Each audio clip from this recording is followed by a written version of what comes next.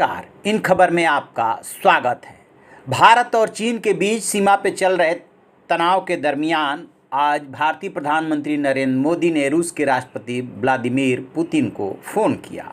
उन्होंने उन्हें राष्ट्रपति के लिए 2036 तक अब वो राष्ट्रपति रहेंगे रास्ता साफ होने पे बधाई दी और साथ में द्वितीय विश्व युद्ध के विजय की 75वीं वर्षगांठ के लिए भी बधाई दी। ये तो एक औपचारिकता थी जिसे उन्होंने पूरा किया, लेकिन असल मकसद ये है कि पिछले दिनों रक्षा मंत्री राजनाथ सिंह ने रूस की जो यात्रा की थी और उसमें जो हथियारों की डिलीवरी और इक्विपमेंट और जेट की डिलीवरी की बात हुई थी, S-400 air defence missile system की जो बात हुई थी उसको लेकर के भी बातचीत हुई है। और जो प्रोक्योरमेंट कमेटी होती है उसकी मीटिंग हुई जिसमें 18,148 करोड़ रुपए के सौदे को मंजूरी दे दी गई। इसमें जो मुख्य रूप से जिनका प्रोक्योरमेंट होना है उसमें 12 सुखोई 30 है और 21 जो है MiG-29 है। इसके अलावा 248 यानी 248 एक्स्ट्रा एयर मिसाइल की खरीद भी होगी। 59 MiG-29 को अपग्रेड भी करवाया जाएगा। इस तरीके से पूरे प्रोजेक्ट की जो कुल लागत है वो 18,148 करोड़ है, जिसके लिए मंजूरी दी गई है।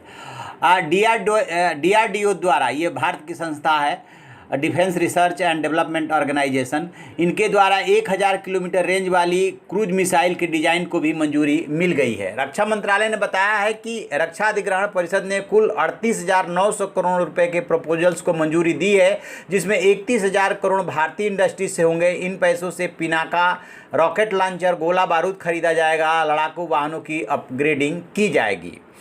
आपकी जानकारी में ये बात पहले से है कि फ्रांस वायदा कर चुका है कि 27 जुलाई तक वो 6 राफेल की दूसरी खेप भेज देगा। इसके पहले अक्टूबर में रक्षा मंत्री जब राजनाथ सिंह फ्रांस गए थे तो 1 राफेल की डिलीवरी हुई थी, जिसकी उन्होंने वहाँ पे पूजा अर्चना भी की थी और वो सुर्खियों में रहा था। और अब जो है 6 राफेल 27 जुलाई से पहले यहाँ पे आ जाएंगे और बेड़े में शामिल हो जाएंगे।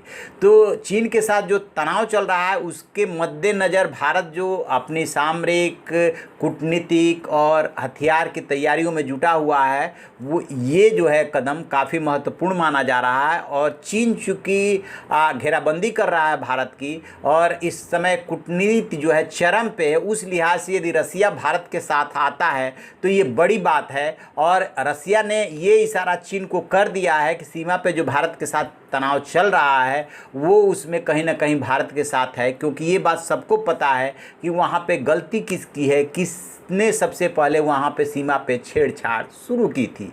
चीन के बारे में सबको पता है और चीन सिर्फ भारत से नहीं बल्कि 23 देशों से इस समय सीमा का झगड़ा लड़ रहा है। 14 देशों से तो उसकी सीमा मिलती है, बाकी देशों से वो दक्षिणी चीन सागर और पूर्वी चीन सागर में भिड़ा हुआ है। तो चीन को इसका खामियाजा भुगतना पड़ेगा। एक तरफ वो हांगकांग में जो नया कानून लागू किया है उसको लेकर के धरना प्रदर्शन चल रहा है, दूसरी तरफ ताइवान से वो भिड़ा हुआ है और इधर अपने सबसे बड़े पड़ोसी देश भारत से भी भिड़ गया है।